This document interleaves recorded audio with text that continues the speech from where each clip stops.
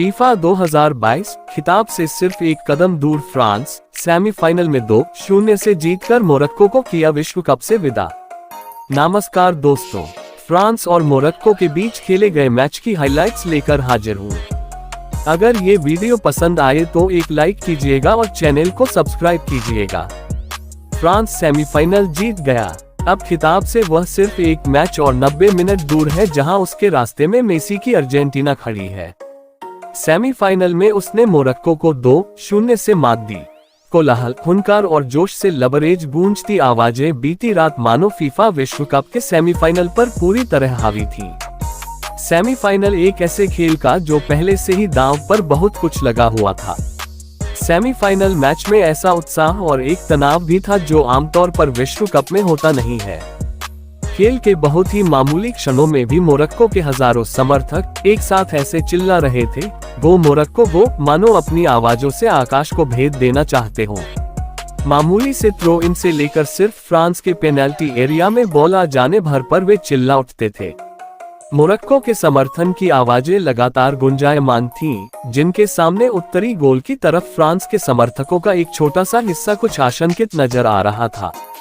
Qatar के अल बैत stadium में बीती रात मोरक्को मानो होम टीम थी, और इसकी गवाह वह रात थी जहां मोरक्को एक इतिहास लिखकर विश्व कप से विदा ले रहा था।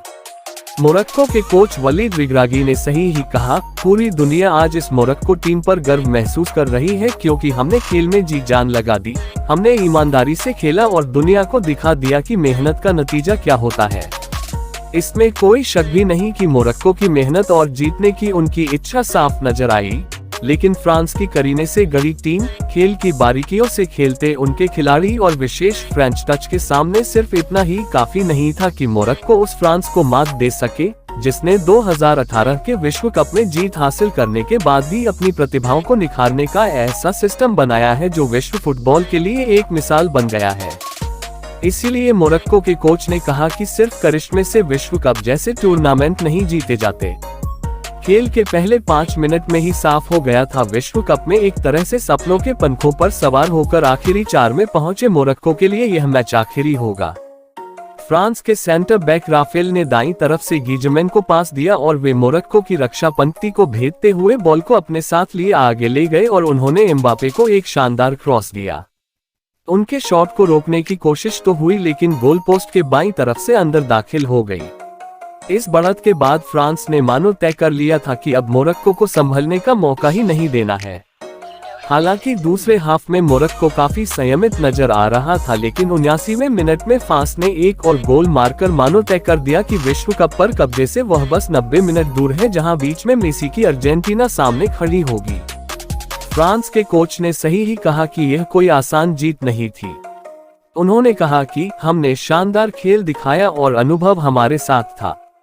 फ्रांस के कोच डेस्चैम्प, जो एक बार खिलाड़ी के तौर पर और 2 बार कोच के तौर पर विश्व कप जीत चुके हैं, इस जीत के बाद काफी उत्साहित नजर आए। यह उनका अनुभव ही था कि उन्होंने दूसरे हाफ में खेल के 65वें मिनट में एम्बापे को सेंटर फॉरवर्ड पोजीशन में जाने को कहा, जिसके बाद मोरक्को एक तरह से असहाय सा नजर आने लगा। इस बदलाव के 14 मिनट बाद ही नतीजा सामने था और स्कोरबोर्ड पर फ्रांस के पक्ष में 2-0 लिखा नजर आ रहा था। कुछ गलतियां मोरक्को लगातार कर रहा था और उनके कोच समझ रहे थे कि ये कितनी भारी पड़ सकती है। उन्होंने कहा भी कि हमने लगातार कोशिश तो कर रहे थे कि फ्रांस को खेल की शुरुआत में मिली बढ़त की बराबरी कर ली जाए, लेकिन मामूली गलतियों की भी ऐसे स्टेज पर आकर भारी कीमत चुकानी पड़ती है। मोरक्को विश्व कप से विदा हो रहा था, फ्रांस खिताब से 90 मिनट दूर था, लेकिन उसकी इस जीत का जश्न उतना उत्साह बढ़ाने वाला नहीं था। फ्रांस की टीम ने खामोशी से दर्शकों का अभिवादन किया। मोरक्को की हार मानो कतर की हार थी, इसलिए सन्नाटे में आ गया था लगभग पूरा स्टेडियम। बहरहाल फ्रांस लगातार दूसरी बार फाइनल में पहुंचा और अब रविवार 18 दिसंबर को खिताब की रक्षा करने के लिए वह मेसी की अगुवाई वाली अर्जेंटीना से भिड़ेगा। इस वीडियो में बस इतना ही। एक और नए वीडियो के साथ फिर हाजिर होऊंगा। तब तक देखते रहिए आपका अपना चैनल अशोक स्पोर्ट्स लाइव। आपका दिन शुभ हो।